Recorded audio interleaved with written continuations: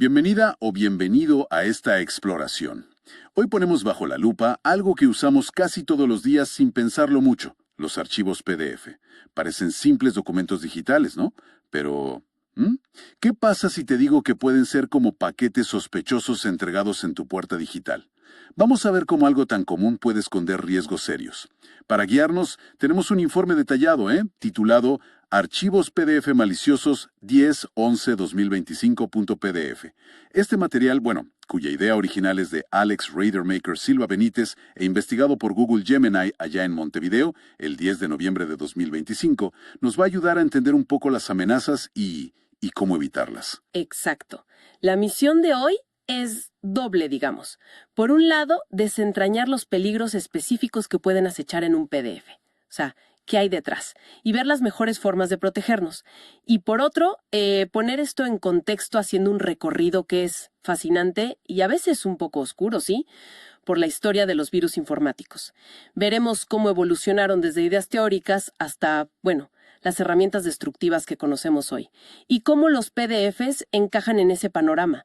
Es como conectar un acto cotidiano, abrir un archivo, con las raíces mismas de la ciberseguridad. Buenísimo. Empecemos por lo básico entonces. La primera gran idea que resalta el análisis es que un PDF no es solo una foto estática de un documento. Cito textualmente: los archivos PDF maliciosos pueden contener o incrustar código de programación para ejecutar ataques. Esto ya cambia las reglas del juego, ¿no? O sea, no es solo leer, es interactuar con algo potencialmente activo. Totalmente. Ahí está el kit de la cuestión, como dicen. El informe explica que el mecanismo principal es, y esto es clave, explotar vulnerabilidades en el software del lector de PDF. Pensemos en esto. Si abrimos un PDF que fue manipulado, usando un programa lector que tiene un fallo de seguridad, una grieta no reparada, digamos. Ajá. El código escondido dentro de ese PDF puede activarse. Y aquí viene lo peligroso. Ese código podría permitirle a un atacante ejecutar comandos en nuestro sistema. Uf, ¿comandos? ¿Y qué tipo de comandos o ataques son los más comunes según el informe?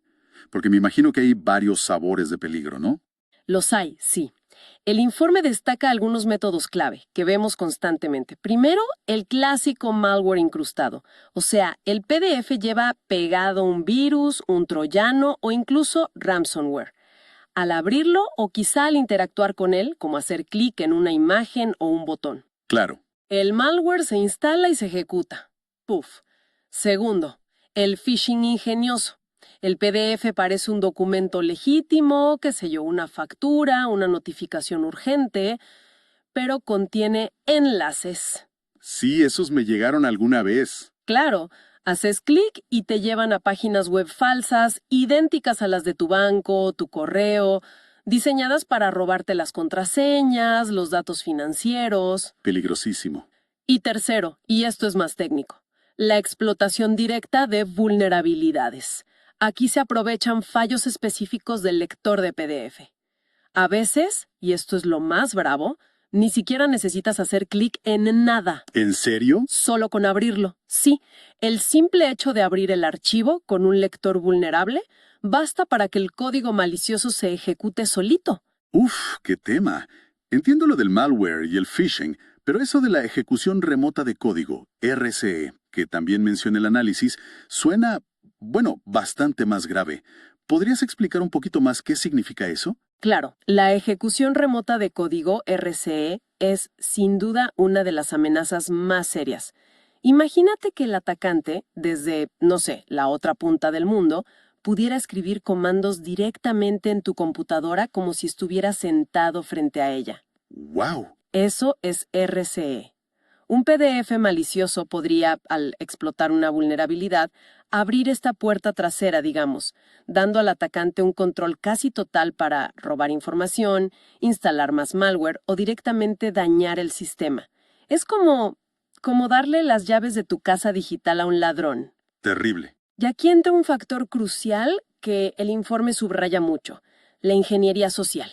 Los atacantes saben que la tecnología por sí sola a veces no basta, así que juegan con nuestra psicología, ¿viste? Ajá, el factor humano. Exacto. Dentro del PDF ponen mensajes como haga clic aquí para ver el contenido completo o necesita actualizar su lector para visualizar este documento. Son trampas diseñadas para que nosotros mismos, con un simple clic, desactivemos las protecciones del lector o permitamos que ese código malicioso se ejecute. O sea, nos convencen de abrirles la puerta a nosotros mismos. Básicamente, es manipulación pura combinada con la técnica. Vale, el panorama es preocupante, la verdad. PDFs que no son lo que parecen, ataques técnicos, engaños psicológicos. La pregunta es inevitable. ¿Estamos indefensos o hay formas efectivas de protegernos? El informe debe dar algunas pistas, ¿no? Afortunadamente sí. Y son varias capas de defensa. Empecemos por lo fundamental, la higiene digital básica que todos deberíamos practicar, ¿no?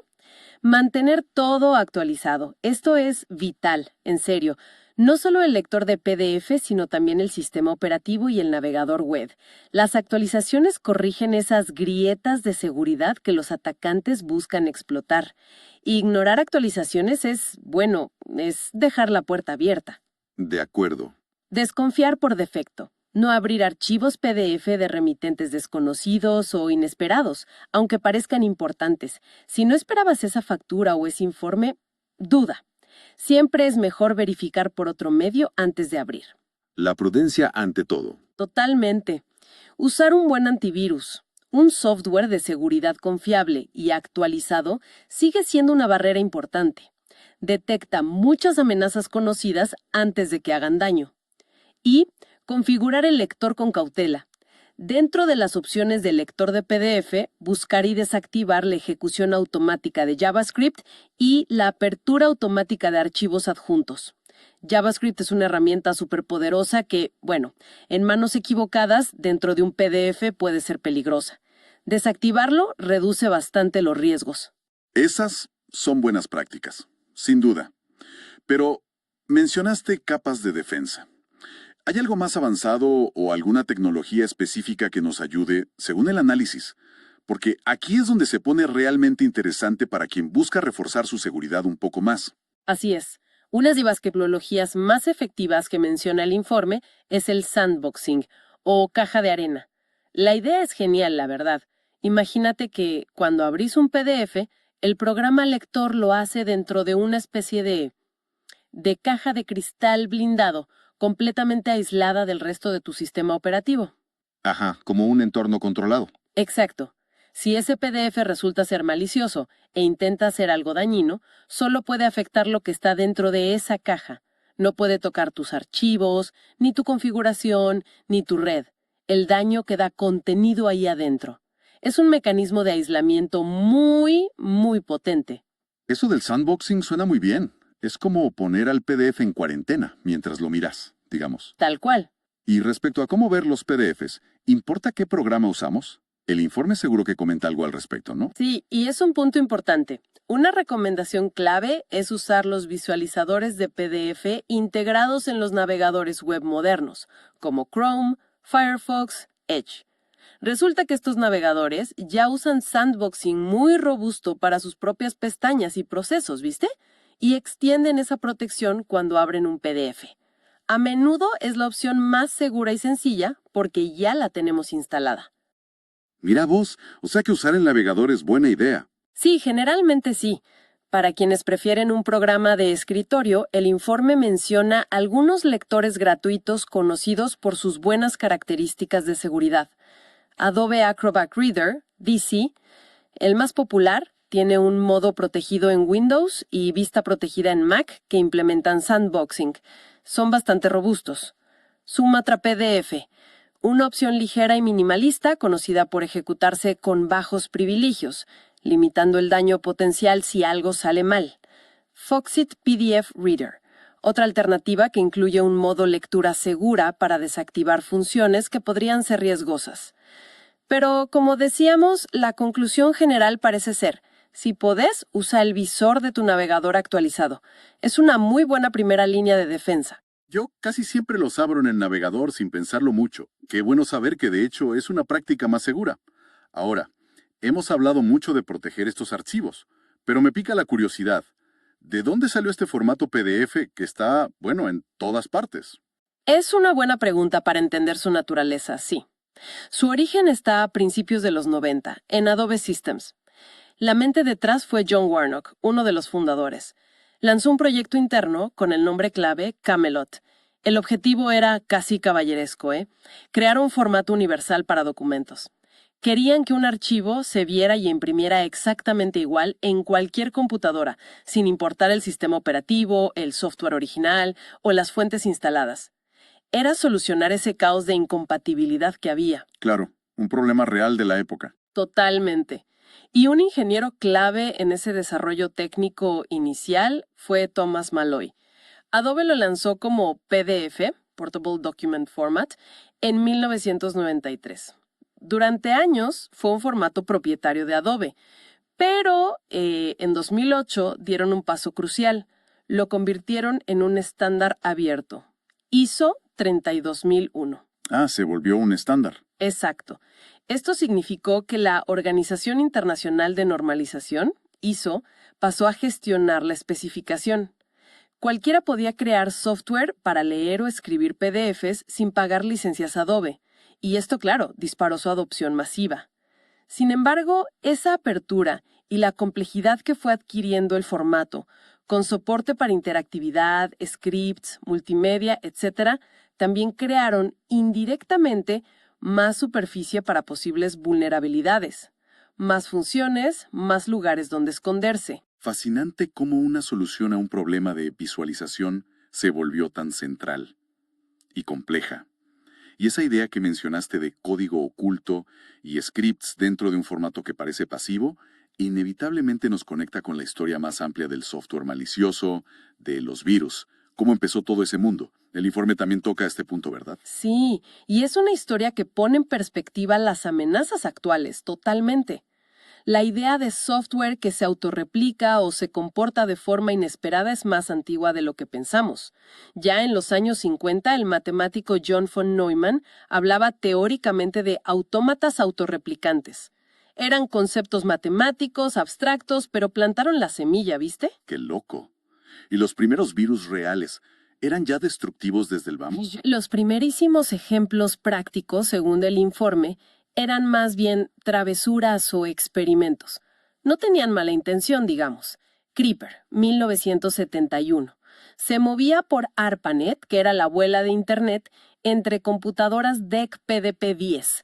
No dañaba nada, Solo mostraba el mensaje I'm the creeper, catch me if you can, soy la enredadera, atrápame si puedes, y saltaba a otra máquina. ¿Un mensajito nomás? Sí. Y lo curioso es que provocó la creación de Reaper, un programa diseñado para buscar y eliminar a Creeper. Podríamos decir que fue el primer antivirus, el primer policía digital. Mira vos, el primer antivirus para cazar al primer, virus. Algo así, sí. Después vino Elk Cloner, 1982. Afectó a las Apple II y fue el primer virus de computadora personal que se propagó salvajemente fuera de un laboratorio, a través de disquetes. Tampoco era dañino. Cada cierto número de arranques mostraba un poema en pantalla. Un virus poeta. Molesto, sí, pero inofensivo para los datos. ¿Un poeta digital? Increíble. La cosa empezó a ponerse más seria con la popularización de las PC de IBM y MS-2, más o menos entre 1986 y 1995. Brain, 1986. El primer virus de sector de arranque para PC. Creado en Pakistán, sus autores decían que era para proteger su software médico contra copias piratas. No borraba datos, pero sí modificaba el arranque del sistema. Una intención peculiar. Sí, bastante raro. Y Jerusalén 1987. Este ya no era una broma. Se activaba los viernes 13 y borraba todos los programas ejecutables .exe, .com del disco duro. Causó pánico real porque dejaba las computadoras inutilizables. Ahí ya se vio el potencial destructivo. Los viernes 13 nunca más fueron lo mismo para algunos. Y me imagino que con la llegada de Windows, Office e Internet, las cosas escalaron rápidamente. El informe menciona la era de los macrovirus y los gusanos. Exacto. La interconexión y el software de oficina abrieron autopistas para la propagación. Fue como pólvora. Concept, 1995. Fue el primer macrovirus masivo. Usaba el lenguaje de macros de Microsoft Word. Se escondía en documentos .doc y se enviaba por email facilísimo. Aunque no era destructivo en sí, demostró lo vulnerables que eran los documentos de oficina y causó grandes pérdidas de productividad. Claro, el impacto económico empezaba a sentirse, totalmente. Y después, I Love You 2000. Eso fue un punto de inflexión. Un gusano devastador que llegaba por email con un asunto irresistible. I love you. ¿Quién no abriría eso? Claro, engañaba al usuario para ejecutar un script que se reenviaba a toda la lista de contactos y, peor aún, sobreescribía archivos importantes, documentos, imágenes, música, con copias de sí mismo. Los daños globales se contaron en miles de millones de dólares. Marcó el inicio de la era del malware con impacto económico masivo. Fue tremendo. ¡Qué bárbaro! Y esa escalada en daño y sofisticación que vimos, desde Creeper, el poeta, hasta I Love You, el destructor de archivos, nos lleva directamente a lo que el informe clasifica como amenazas de nivel rojo en el panorama actual. Aquí ya no hablamos de molestias o poemas en pantalla, ¿eh? Hablamos de malware diseñado específicamente para destruir, sabotear o causar daños a gran escala. Nivel rojo. Eso suena. Suena muy serio. ¿A qué tipo de amenaza se refiere el informe con esa etiqueta? Se refiere a lo peor de lo peor, sí. Malware con intenciones claramente destructivas o disruptivas a nivel masivo. Ransomware destructivo, wipers o limpiadores. Pensá en ataques como NotPetya, que afectó a Ucrania y a multinacionales en 2017. Aunque parecía ransomware, en muchos casos el cifrado era irreversible o era una simple pantalla para ocultar que el objetivo real era borrar los discos duros masivamente. Por eso se les llama wipers o limpiadores. O sea, no querían plata, querían romper todo. Exacto. El objetivo no era el dinero, era el sabotaje puro. Otro ejemplo es Shamoon, usado en ataques contra empresas energéticas en Medio Oriente. Destrucción total. Malware de infraestructura crítica. El ejemplo más famoso es Stuxnet, un gusano increíblemente sofisticado que se cree fue diseñado para sabotear el programa nuclear iraní atacando sistemas de control industrial SCADA. Este tipo de malware puede causar daño físico en el mundo real. Apagar redes eléctricas, dañar maquinaria industrial, es otro nivel de peligro. Daño físico real, no solo digital. Tal cual. Y troyanos de acceso remoto persistentes y avanzados. Estos no buscan una destrucción inmediata, sino establecer un control sigiloso y a largo plazo sobre sistemas críticos, gobiernos, empresas estratégicas para espionaje masivo, robo de propiedad intelectual o, bueno, preparar futuros ataques de sabotaje. Son espías silenciosos y muy peligrosos. Entendido. Entonces, conectando todo esto con nuestro tema principal, aunque un PDF malicioso en sí mismo rara vez sea una amenaza a nivel rojo, sí puede ser el caballo de Troya perfecto para introducir una de estas cargas destructivas en un sistema. Es esa la conexión que hace el informe. Precisamente. Un PDF es un formato ubicuo, confiable para la mayoría de la gente y capaz de ejecutar código. Esto lo convierte en un vector de entrega ideal para los malos, claro. Un atacante puede usar un PDF con una vulnerabilidad o un engaño de ingeniería social como la primera etapa, el primer paso, para colar un wipe en un ransomware destructivo o un RAT avanzado. O sea, el PDF es la llave que abre la puerta. Exactamente. Ese archivo adjunto aparentemente inofensivo puede ser la puerta de entrada a un desastre. Por eso la vigilancia constante y las medidas de protección son tan cruciales, incluso con algo tan cotidiano como un PDF. No hay que bajar la guardia. Bien, hagamos un resumen rápido de esta inmersión entonces. Hemos visto que los PDFs, tan comunes, no son inertes para nada. Pueden esconder código malicioso, enlaces de phishing o explotar fallos de seguridad. La defensa pasa por la cautela, no abras cualquier cosa, mantener todo actualizado, lector, sistema operativo, navegador, todo, y preferir entornos seguros como el sandboxing que ofrecen, por ejemplo, los navegadores modernos. Y el viaje por la historia del malware nos recuerda algo clave.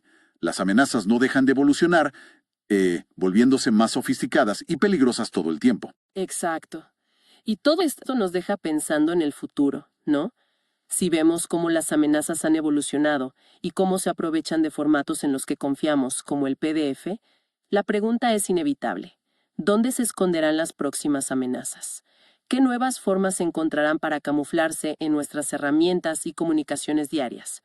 A medida que nuestra dependencia de lo digital crece y crece, ¿qué vulnerabilidades imprevistas podrían surgir en esa compleja red interconectada que estamos construyendo? No hay respuestas fáciles, claro, pero nos invita a mantener una mirada crítica y estar siempre, digamos, un paso adelante en nuestra seguridad digital.